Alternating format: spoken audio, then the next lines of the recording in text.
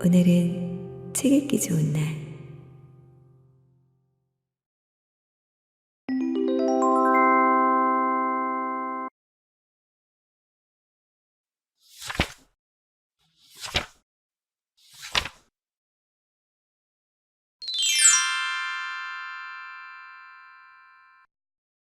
두 도시 이야기. 지은이 찰스 디킨스, 옮기니 신윤진, 이수진. 출판사 더 클래식.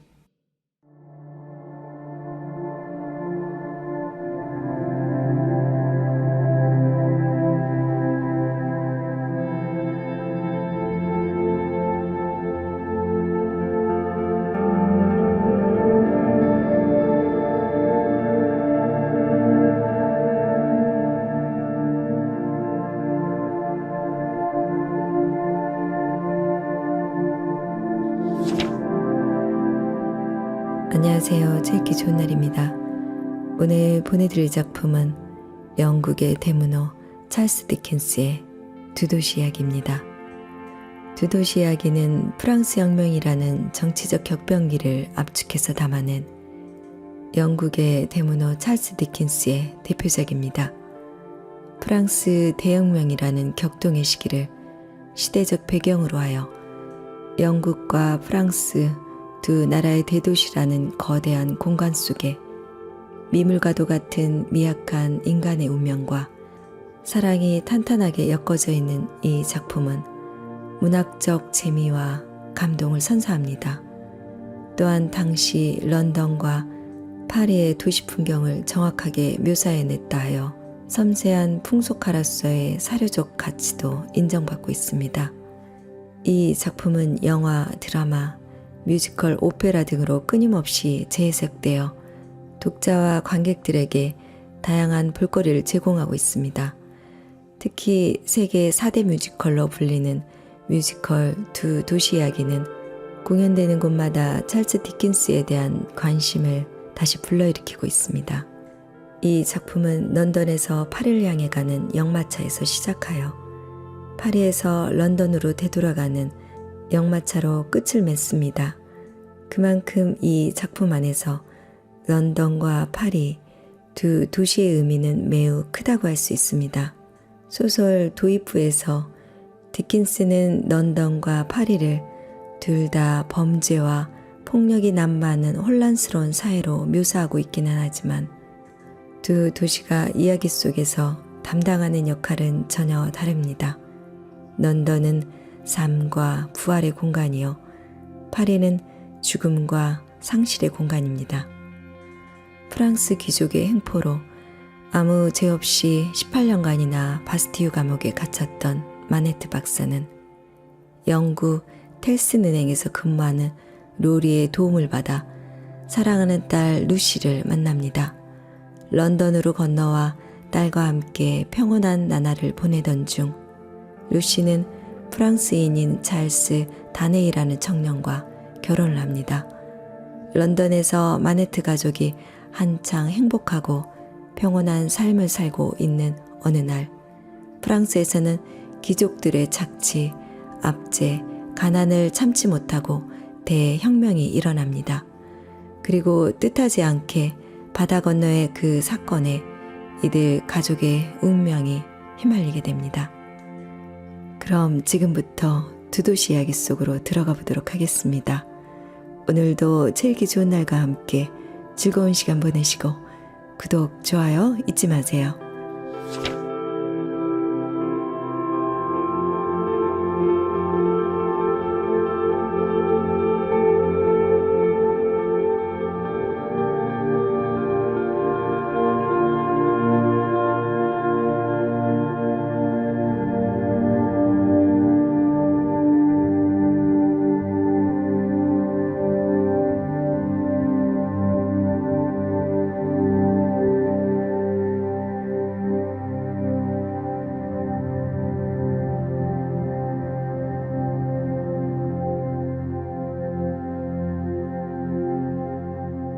(1장) 시대. 최고의 시대이자 최악의 시대요. 지혜의 시절이자 어리석음의 시절이었으며 믿음의 세월이자 회의의 세월이요. 빛의 계절이자 어둠의 계절이었고 희망의 봄이자 절망의 겨울이었다. 우리 앞에는 모든 것이 있으면서 아무것도 없었고 우리는 모두 곧장 천국을 향해 가고 있으면서도 곧장 지옥으로 가고 있었다.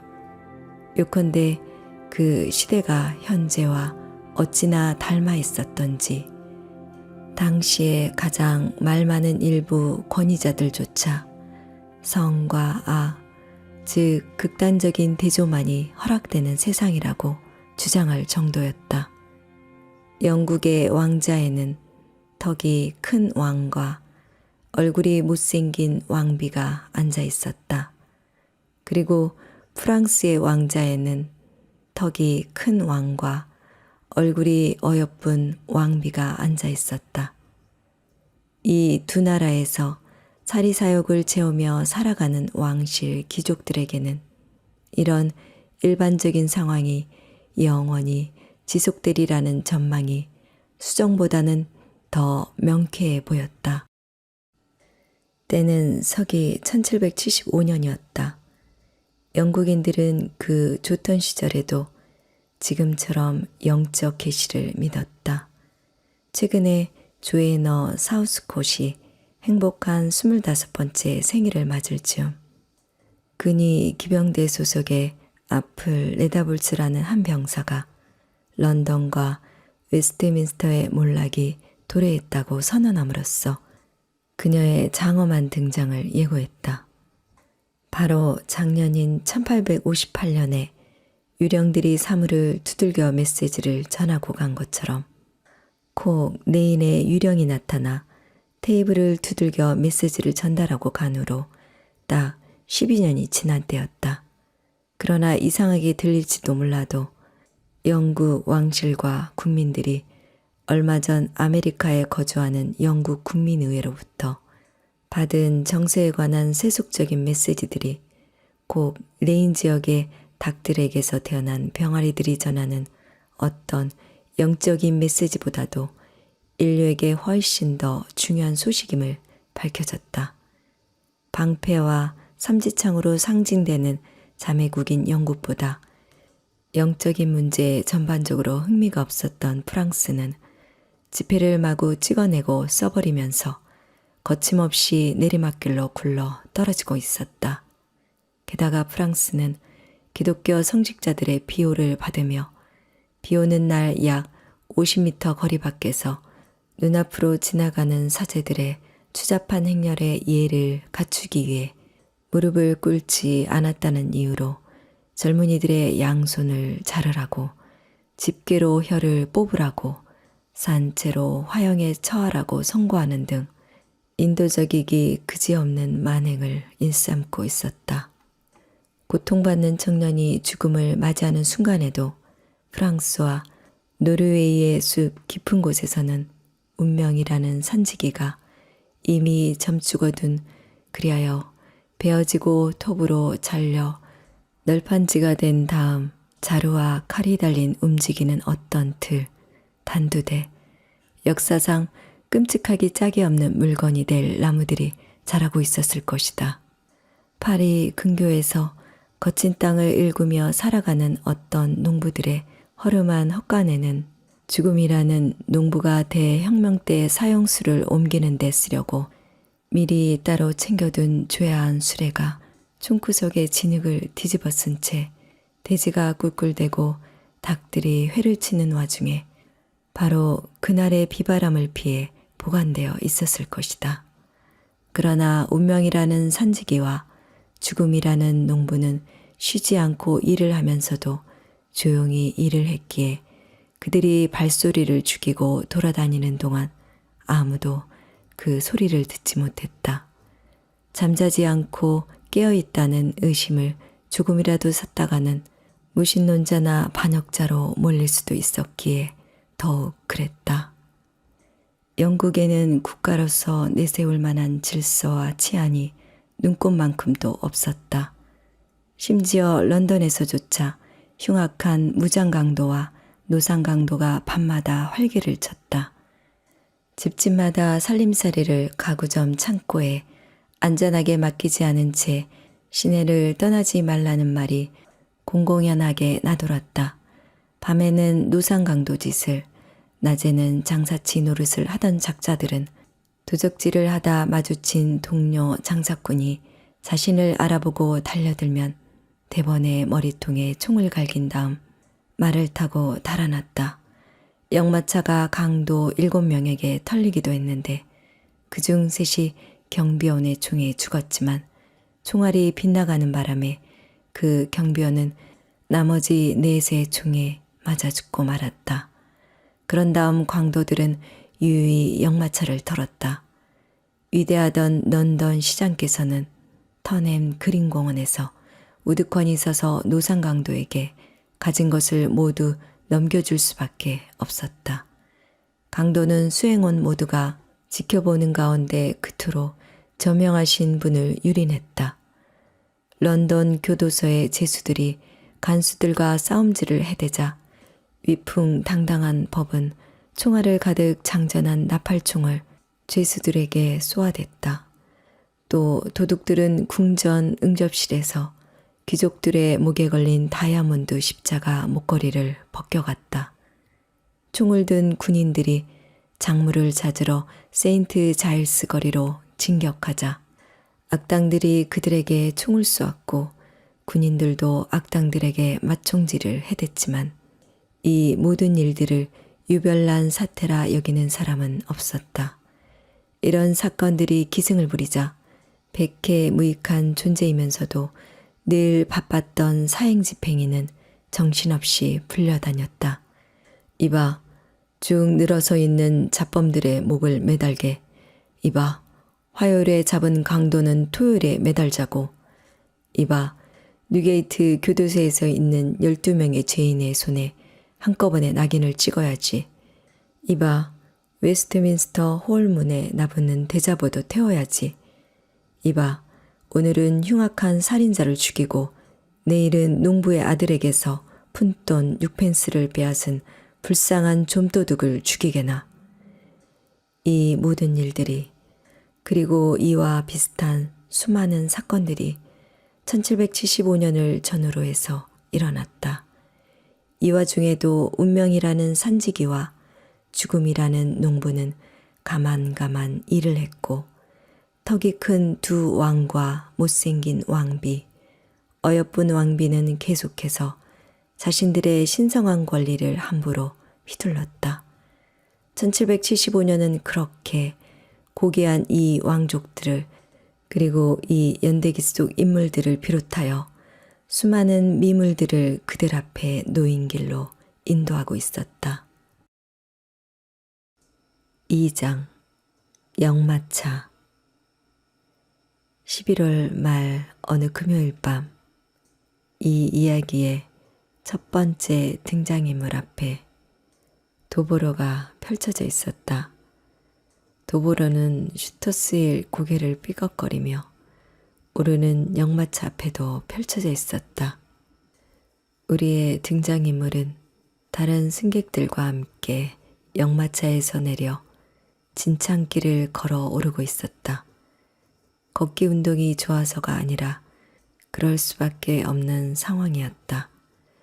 말들이 질퍽이는 언덕길에서 마구를 메고 마차까지 끄는 것이 어찌나 힘들었던지 벌써 3번씩이나 걸음을 멈춘 상황이었고 게다가 한 번은 블랙이스로 돌아가겠다고 반항하며 마차를 끌고 길을 가로지르기도 했다.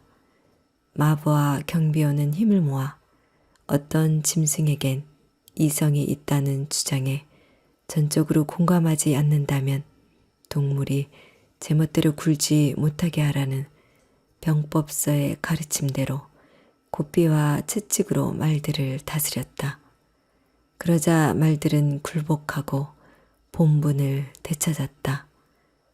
말들이 고개를 쳐박고 꼬리를 부르르 떨면서 관절이 산산조각 나기라도 하는 것처럼 간간히 버둥거리고 휘청거리며 질퍽한 진창길을 걸음을 내딛었다. 마부가 쉬게 하려고 워워 고함을 치며 말들을 세울 때마다 마부석 가까이의 대장말이 도저히 마차를 언덕 위까지 끌고 갈 수 없겠다는 듯 유난히 단호한 태도로 머리와 갈기털을 격렬하게 털어댔다. 말이 이렇게 요란을 떨 때마다 한 승객은 예민해서 그런지 흠칫 놀라며 심란해했다. 땅이 꺼진 곳마다 모락모락 피어오르는 안개가 깃들 곳을 찾지 못하고 헤매는 악령처럼 을씨년스럽게 언덕 위에서 서성댔다. 끈끈하면서도 몹시 차가운 안개가 불결한 바다에서 파도가 치듯 잔물결을 일으키며 천천히 허공을 떠다니다가 다른 안개를 만나면 뒤덮어버렸다. 안개의 움직임과 몇 미터의 거리의 길바닥 말고는 마차의 불빛에 아무것도 보이지 않을 만큼 지독한 안개였다.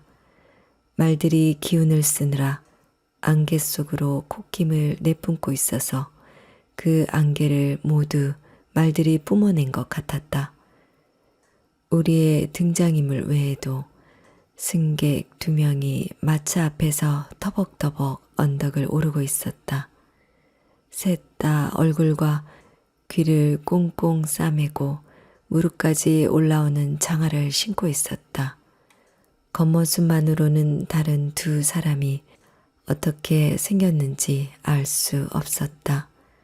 셋 다 육체의 눈은 물론 마음의 눈까지 되도록 많이 싸매서 동행자들에게 자신을 숨기고 있었다.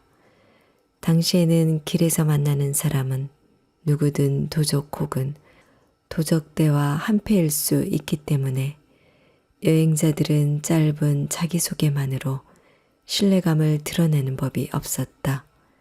도적대와 한패인 놈들에 관해 말하자면 모든 여인숙과 선술집 안에 주인에서부터 가장 미천하고 별 특징 없는 마구간직에 이르기까지 두목에게 돈을 받고 일하는 누군가가 있을 수 있었기 때문에 그렇게 생각하는 것이 가장 확실했다. 1775년 11월 어느 금요일 밤 역마차의 경비원이 역마차 뒤편에 자기 자리에 선 채로 발을 구르며 앞에 있는 무기 상자를 한눈과 한 손으로 지키면서 생각에 잠겨 있었다. 무기 상자의 맨 아래에는 단검이, 그 위에는 장전한 대형 권총 67자루가, 그리고 맨 위에는 장전한 나팔총 1자루가 들어있었다.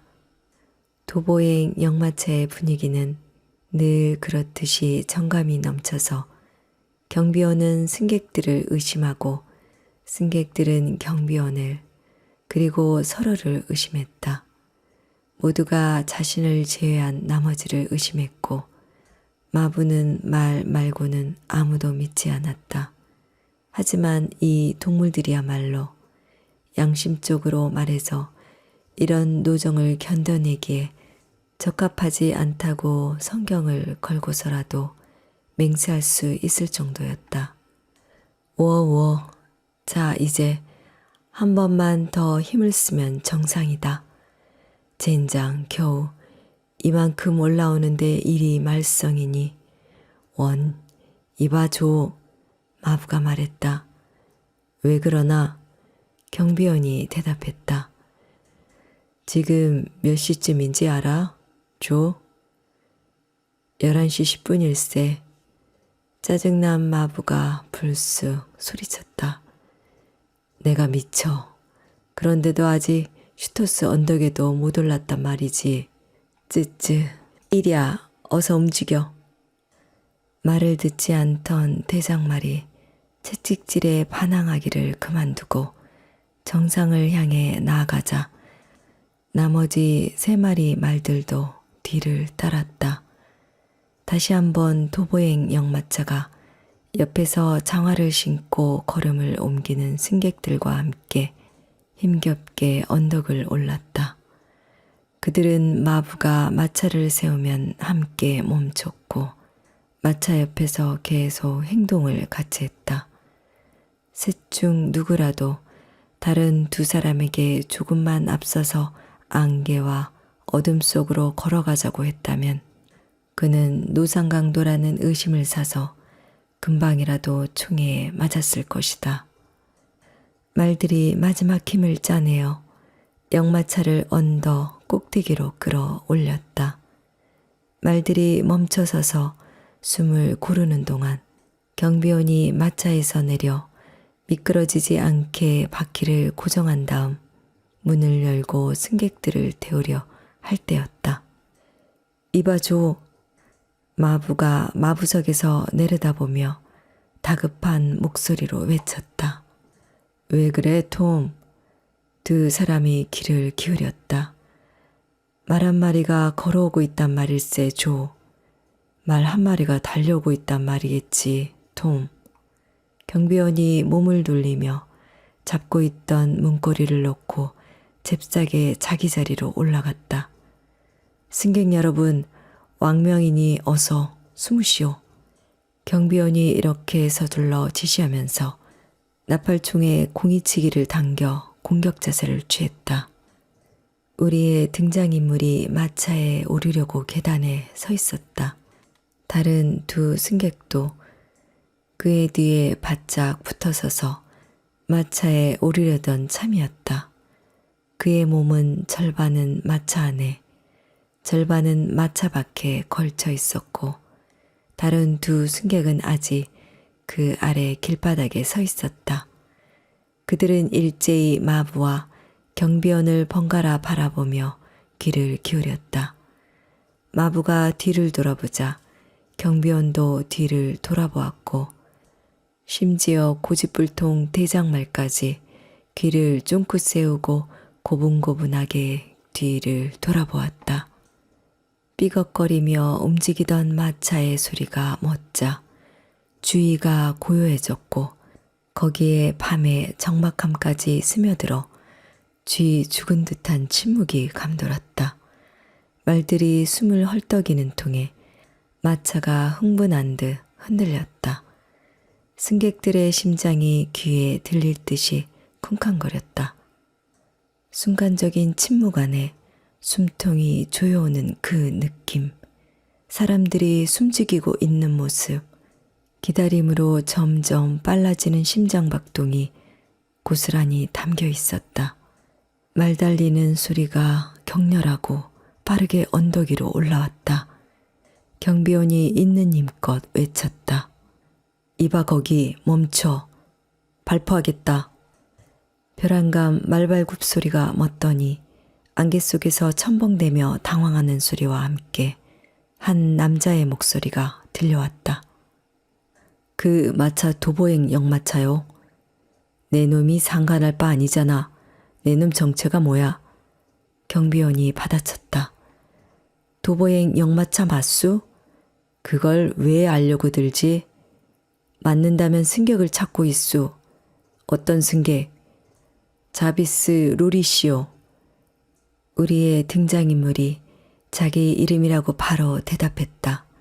경비원, 마부, 나머지 2 승객이 수상하다는 듯 그에게 시선을 돌렸다. 경비원이 안개 속에서 외쳤다. 그 자리에 가만히 서 있어. 내가 총을 쏘는 실수를 하게 되면 평생 되돌릴 수 없을 테니까 롤이라는 승객과 직접 얘기해라. 무슨 일이요? 누가 날 찼소? 제리 자넨가? 승객이 약간 떨리는 목소리로 물었다. 저놈이 제리라면 제리라는 놈 목소리가 마음에 안 들어. 제리라. 내가 좋아하긴 목소리가 좀 거칠군. 경비원이 속으로 투덜댔다. 그렇습니다, 로리 씨. 뭐 때문에 그러나 저쪽 TN컴퍼니에서 로리 씨께 빨리 편지를 전하라고 해서요. 경비원, 내가 아는 심부름꾼이요. 로리가 길로 내려서며 말했다. 다른 두 승객은 깍듯하다 못해 재빠르게 길을 터주고는 곧장 마차에 올라 문을 닫고 창문을 올렸다. 가까이 불러오든가 걱정 안 해도 되겠구먼. 경비원이 혼잣말인 양 툴툴거렸다. 그러면야 다행이지만 당체 믿을 수가 있어야지. 이봐 거기. 나 여기 있수다. 제리가 아까보다 더 갈라진 목소리로 대답했다. 천천히 이쪽으로 걸어오게. 내 말 들리나? 안장에 권총집을 걸어 놓았다면 그쪽으로 손을 뻗지 않는 게 좋을 거야. 내가 총알을 만지기만 하면 사고를 치는 인사거든. 자, 이제 모습을 드러내봐. 말과 말 탄 사람이 헤오리치는 안개를 뚫고 천천히 모습을 드러내더니 승객이 서 있는 역마차 옆으로 다가왔다. 말을 탄 심부름꾼은 몸을 숙인 채 경비원에게 눈길을 한번 준 다음 승객에게 작게 접힌 편지를 내밀었다. 심부름꾼과 갈색말은 둘 다 머리에서 발끝까지 온통 진흙을 뒤집어 쓰고 있었다. 경비원, 승객이 업무상 비밀이라도 터놓듯 조용한 목소리로 불렀다. 오른손으로 나팔총의 개머리판을, 왼손으로 총신을 받쳐들고 있던 경비원이 경계하는 표정으로 심부름꾼을 바라보며 짤막하게 대답했다. 네 손님, 염려할 거 없소. 나는 텔슨 은행에 다닌다오. 런던에 있는 텔슨 은행이 알 테고 나는 업무를 보러 파리에 가는 길이오. 그런데 술값으로 한 25센트 정도 내어줄 테니 이 편지 좀 읽어봐도 되겠소. 지체되지만 않는다면요, 손님. 그는 마차 옆쪽에 달린 등불빛 아래서 편지를 펼쳐 읽었다. 처음에 눈으로 읽어보고는 이내 큰 소리로 읽었다. 도보에서 아가씨를 기다리시오. 경비원 보다시피 아주 짧은 내용이요. 제리 가서 내 답을 전하게. 부활했다라고. 제리가 안장에 앉은 채 흠칫 놀라며 완전히 갈라진 목소리로 말했다. 별 희한한 대답이 다 있군요. 그렇게만 잘하면 내가 전가를 받았다는 걸 그쪽에서도 알 걸세. 답장을 쓴 거나 다름없으니 밤길 조심해서 부지런히 가게나. 이렇게 말하며 승객은 마차의 문을 열고 올라탔다. 재빠르게 시계와 지갑을 장화 속에 숨겨둔 두 승객은 도와줄 생각은 전혀 하지 않고 이런 경우에 보통 그러하듯 잠든 척하고 있었다. 자칫 다른 행동을 하다가 빠질지도 모르는 위험을 피하고자 할 뿐 별다른 의도는 없었다. 내리막길이 시작되면서부터 더욱 농밀해진 안개의 회오리에 휩싸인 채 마차가 다시 느릿느릿 움직이기 시작했다. 경비원은 곧바로 나팔총을 무기상자에 집어넣으며 안에 든 내용물과 허리에 찬 보조용 권총을 확인하고 좌석 밑에 둔 더 작은 상자를 살펴보았다. 그 상자에는 대장장이용 연장 몇 개와 불을 붙이는 회 2자루, 부식깃 한 상자가 들어있었다. 이렇게 만반의 준비를 해둔 까닭에 이따금 일어나는 일이긴 하지만 마차의 등불이 바람이나 폭풍우에 꺼지더라도 마차 안에서 부싯돌과 새꼬챙이로 쉽고 안전하게, 그것도 운 좋으면 5분 안에 지푸라기에 불을 붙일 수 있었다. 톰, 지붕 저편에서 부드러운 목소리가 들려왔다. 왜 그러나 조. 자네도 아까 그 편지 내용 들었지? 그랬지. 뭔 소린지 자넨 알겠던가, 톰? 전혀 모르겠던데, 조. 피차 일반이구먼. 나도 그렇다네. 경비원이 흥얼거렸다. 안개와 어둠 속에 홀로 남겨진 제리는 말에서 내려 지친 말을 쉬게 하는 동안 얼굴에 묻은 진흙을 닦아내고 모자챙에서 2리터는 좋게 됨직한 물을 짜냈다. 그런 다음 물이 잔뜩 튄 팔에 굴레를 걸고 서 있다가 역마차의 바퀴 소리가 완전히 잦아들고 밤에 정적이 다시 내려앉고 나서야 몸을 돌려 언덕을 내려갔다. 템플바에서부터 전속력으로 달려왔으니 아줌마, 평지에 내려서기 전까지는 내가 아줌마의 내 다리를 어떻게 믿을 수 있겠어? 목소리가 걸걸한 심부름꾼이 안마를 바라보며 말했다. 부활했다라니 참 별스러운 대답도 다 있지. 너한테 하등 도움이 될 게 없어. 제리, 너 말이야. 제리, 부활하는 게 유행이 된다면 넌 공경에 처하고 말 거라고, 제리. 3장 밤 그림자. 가만히 생각해보면 사람은 누구나 심오한 비밀과 신비를 간직한 존재라는 사실이 참으로 놀랍다. 밤에 대도시에 가면 이런 생각을 진지하게 하게 된다. 어둠 속에 옹기종기 모여 앉은 저 집들은 저마다 다른 비밀을 품고 있겠지. 집집마다 있는 여러 개의 방들도 모두 제각각 비밀을 품고 있겠지. 그곳에 살고 있는 수백만 명의 가슴 속에서 고동치는 심장들은 가장 가까운 사람에게도 어떤 면에서는 상상의 산물이라고 할 만큼 비밀스러운 존재들이다. 끔찍한 일들, 죽음도 이렇지 않을까. 죽음에 이르면 더 이상 아끼던 책에 책장을 넘길 수도 없고 그 책을 조만간 끝까지 읽을 것이라는 희망을 헛되이 품을 수도 없다. 빛이 비치는 찰나에 시선을 사로잡았던 보물과 물건들이 가라앉아 묻혀있는 깊이를 헤아릴 수 없는 물속도 더 이상은 들여다볼 수 없다. 한쪽밖에 읽지 못한 스프링이 달린 그 책은 영원히 그렇게 덮여 있을 것이다. 아무것도 모르는 채 서성이 든 물가가 있는 그리고 수면 위에 빛이 반짝이던 그 물은 꽁꽁 언 채 영원히 봉인되어 있을 것이다. 친구도 죽고 이웃도 죽고 영혼을 바쳐 사랑한 여인도 죽는다. 죽음이란 개개인이 언제나 품고 있는, 그리하여 삶의 마지막 순간까지 품고 있는 비밀을 가혹하게도 영원히 굳혀버리는 것이다.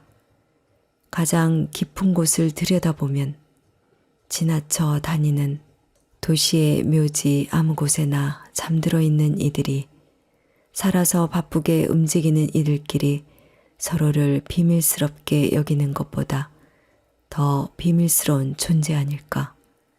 비밀로 말하자면 타고나는 것이지 세습되는 것이 아니어서 말 위에 올라탄 심부름꾼도 왕이나 나라의 재상 혹은 런던에서 가장 부유한 상인 못지않게 비밀을 품고 있다. 느릿느릿 움직이는 낡은 역마차에 비좁은 공간 속에 갇혀있는 승객 3명도 마찬가지였다.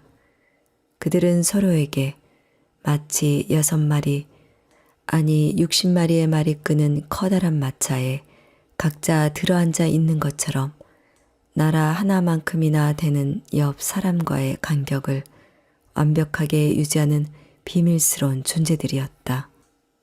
심부름꾼은 말을 타고 느긋하게 돌아오다가 한 장 걸치려고 단골 술집에 들렸지만 비밀을 드러내지 않겠다는 듯 눈 위까지 비스듬하게 모자를 눌러쓰고 있었다. 차림새와 걸맞게 그의 두 눈은 겉보기에 검은색을 띠었지만 깊이가 없었고 서로 떨어져 있으면 뭔가 들키기라도 한 것처럼 양미간이 몹시 좁았다. 그의 두 눈은 삼각형 재떨이처럼 생긴 낡은 모자 아래로 그리고 얼굴과 목을 칭칭 감고도 거의 무릎까지 내려올 만큼 큰 머플러 위로 위협적인 시선을 던지고 있었다. 술집에 앉아서 그는 오른손으로 술잔을 들이키는 동안에만 잠깐씩 왼손으로 머플러를 걷어 올렸다가 이내 다시 머플러를 여몄다. 아냐 제리, 아니라고. 심부름꾼은 말을 타고 오는 내내 같은 말을 되뇌고 있었다. 제리, 좋을 게 없다니까. 제리, 넌 정직한 장사꾼이야. 그건 내가 하는 장사랑 상관없는 일이야. 부활이라니. 술에 취해 있었던 게 분명해. 로리의 답변 때문에 어찌나 머릿속이 혼란스러웠던지 몇 번이나 모자를 벗고 머리를 긁어야 할 지경이었다. 그는 듬성듬성 벗어진 정수리 부분만 빼고 머리 전체에 뻣뻣한 흑발이 삐죽삐죽 나 있었고 널쩍하고 커다란 코 언저리에도 비슷한 털이 자라고 있었다. 그것은 머리에 난 머리카락이라기보다는 바깥쪽으로 튼튼하게 못을 박아 놓은 대장장이의 작품 같아서 아무리 등짚고 뛰어넘기를 잘하는 사람이라도 손사래를 칠 만큼 위험해 보였다. 심부름꾼은 노리의 대답을 가지고 텔슨 은행으로 가고 있었다.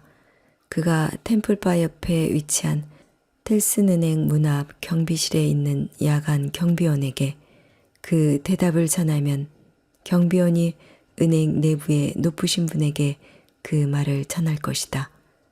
돌아가는 내내 자신을 뒤따라오는 밤 그림자가 그의 눈에는 그 대답 속에 담긴 메시지같이 으스스했다. 그의 눈에만 그런 것이 아니라 암말의 눈에도 밤 그림자가 마음속에 숨겨둔 걱정거리 같았나 보다. 그림자만 보면 움찔하는 것으로 보아 걱정거리가 꽤 많은 모양이었다. 몇 시쯤이었을까? 역마차는 속내를 알 수 없는 남자 3명을 태운 채 느릿느릿 삐걱삐걱 덜컹덜컹 기우뚱기우뚱 지루한 길을 가고 있었다. 갈피를 잡을 수 없는 생각에 잠겨 꾸벅꾸벅 졸고 있는 그들의 눈에도 밤 그림자가 자신의 모습을 보여주는 것 같았다. 역마차 안에서 텔슨 은행의 업무가 계속되고 있었다. 은행원 승객은 마차가 심하게 덜컹거릴 때 구석으로 쏠리거나 옆 사람에게 부딪히지 말라고 매단 가죽끈의 한 팔을 끼고 앉아 있었다. 그가 제자리에서 눈을 반쯤 감고 졸고 있을 때 흐릿한 마차 불빛이 자그마한 창문으로 비쳐들고 있었다. 그는 맞은편 승객의 거대한 짐꾸러미를 은행 삼아 바쁘게 은행 업무를 보는 꿈을 꾸고 있었다. 덜컹거리는 마차 소리가 찰랑대는 동전 소리로 들렸다. 마차 안에서 그가 5분 동안 지급한 어음의 액수가 실제로 5분 동안 텔슨 은행이 모든 국내외 고객들에게 지급하는 액수보다 3배나 많았다. 그러더니 그의 눈앞에 귀중품과 기밀 문서를 보관하고 있는 텔슨 은행의 튼튼한 지하금고가 늘 알고 있던 모습처럼 활짝 문을 연 채 나타났다. 그는 커다란 열쇠 꾸러미와 희미하게 흔들리는 촛불을 들고 안으로 들어가 모든 것이 지난번 봤을 때와 똑같이 안전하고 튼튼한지 견고하고 무사한지 확인했다. 그는 거의 내내 은행에 있었고 줄곧 마차 안에 있었는데도 밤새도록 그의 머릿속을 떠나지 않고 흘러다니는 광경이 또 하나 있었다. 그는 누군가를 파해내려 무덤으로 가는 길이었다. 그의 앞에 모습을 드러낸 무수한 얼굴 가운데 묻혀있는 사람의 진짜 얼굴이 어떤 것인지 밤 그림자는 가르쳐주지 않았다. 모두가 45살쯤 된 남자의 얼굴이었지만 얼굴에 띄고 있는 표정과 그들이 뿜어내는 송장 같은 분위기가 저마다 달랐다. 하나의 얼굴의 자부심, 경멸, 반항심, 아집, 비굴함, 비애가 차례로 떠올랐다. 볼이 푹 꺼진 얼굴, 창백한 안새, 비쩍 고른 손과 골격, 모두 제각각이었다. 하지만 기본적으로는 하나의 얼굴이었고 머리는 이미 하얗게 새어 있었다. 승객은 졸면서 이 유령에게 수없이 질문을 던졌다. 얼마나 묻혀 있었습니까? 늘 같은 대답이었다. 18년이 다 되어 간다오. 누군가 무덤에서 꺼내줄 거라는 희망은 모두 버렸습니까? 오래전에요. 부활하리라는 걸 알고 있었습니까?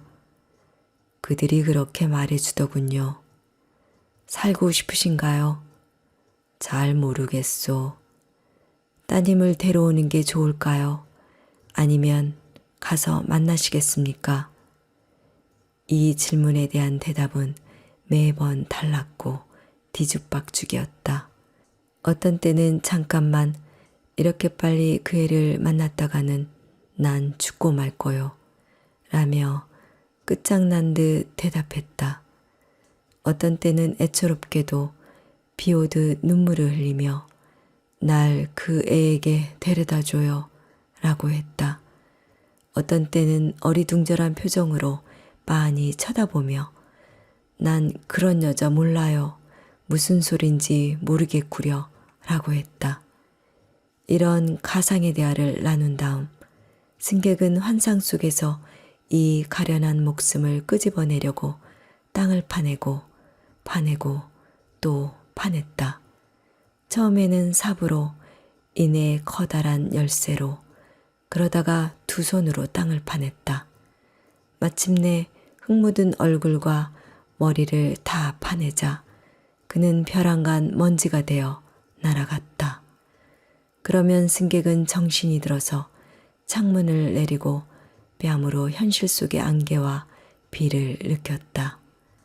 그러나 눈을 뜨고 안개와 비, 램프에서 뿜어져 나와 떠다니는 빛의 조각, 꿈틀꿈틀 뒤쪽으로 물러나는 산울타리를 바라보는 동안에도 마차 밖의 밤 그림자가 마차 안의 밤 그림자 무리 속으로 쏟아져 들어왔다. 템플 바 옆에 위치한 실제 은행 건물, 전날 처리했던 실제 업무, 실제 금고, 자신이 받은 실제 속탈 편지, 자신이 보낸 실제 답장, 이 모든 것들이 그곳에 있었다. 그런 것들 사이로 유령 같은 그 얼굴이 떠올랐고 다시 대화가 시작되었다. 얼마나 묻혀 있었습니까? 18년이 다 되어 간다오. 살고 싶으신가요? 잘 모르겠소. 파내고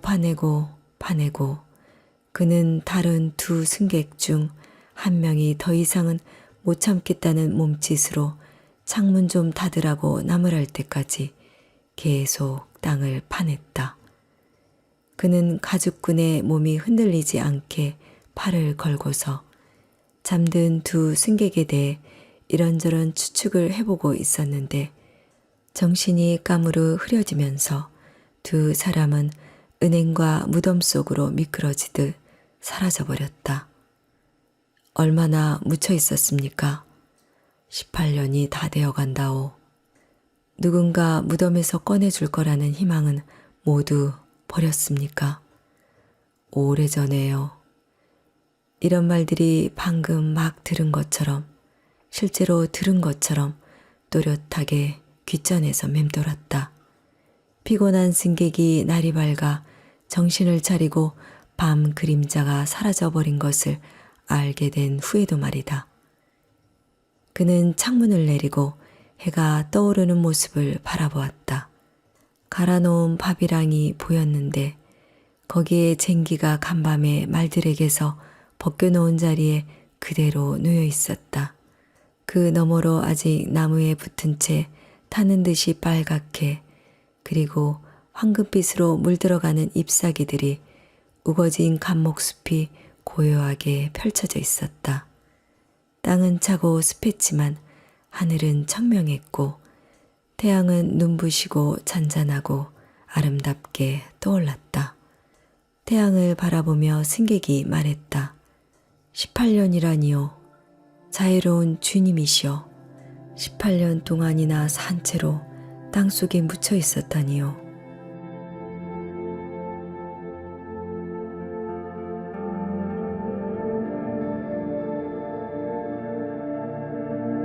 책 읽기 좋은 날 오늘은 여기까지입니다. 끝까지 함께 해주셔서 감사합니다.